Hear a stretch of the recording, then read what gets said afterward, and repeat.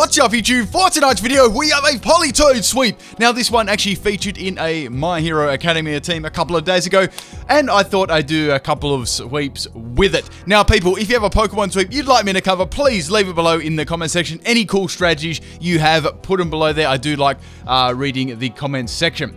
I'm actually going out on like a field trip sort of drive thing today, so I don't have a time to do a theme team today, so that's why I'm putting a Pokemon sweep up. I usually don't put them up on a Wednesday, but I thought I'd put something up today.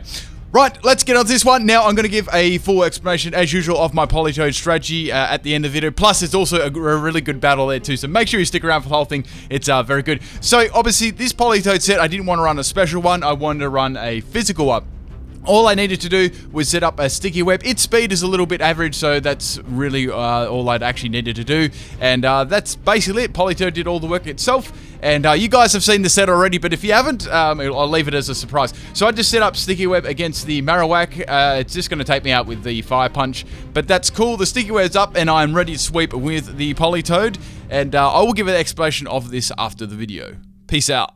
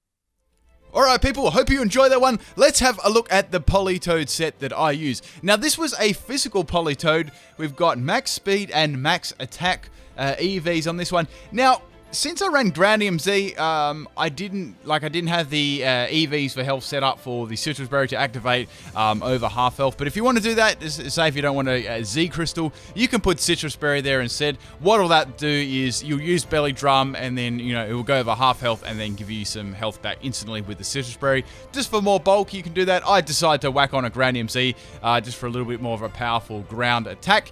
Now, as said, my set is as follows. We've got Belly Drum to set up my +6 attack.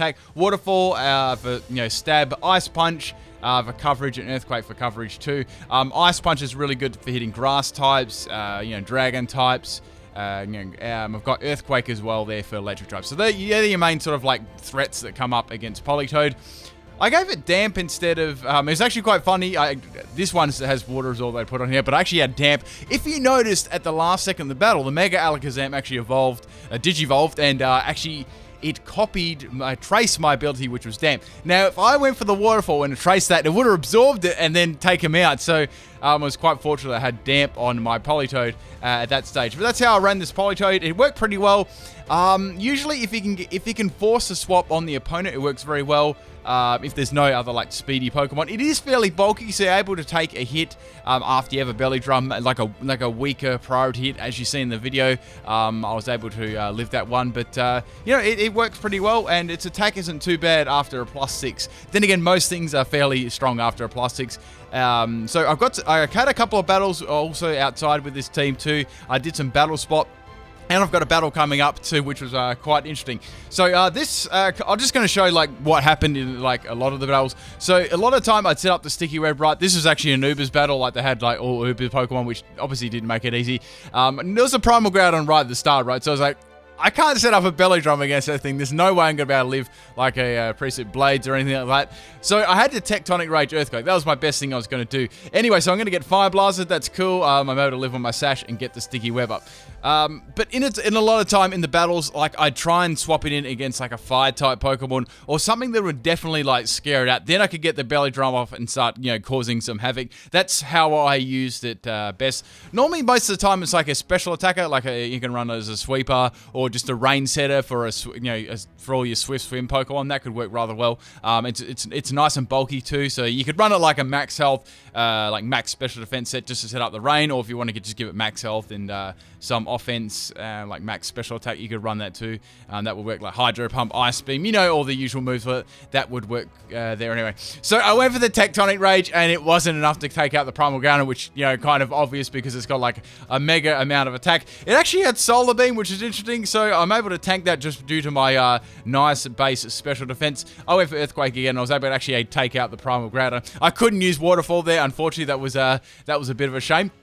Now after that, I'm like, oh, this is good. I might be able to, you know, pull this out without the sweep. Then the Rayquaza come out. It's like, okay, this is good because if I'm able to outspeed this, I could Ice Punch this and take it out.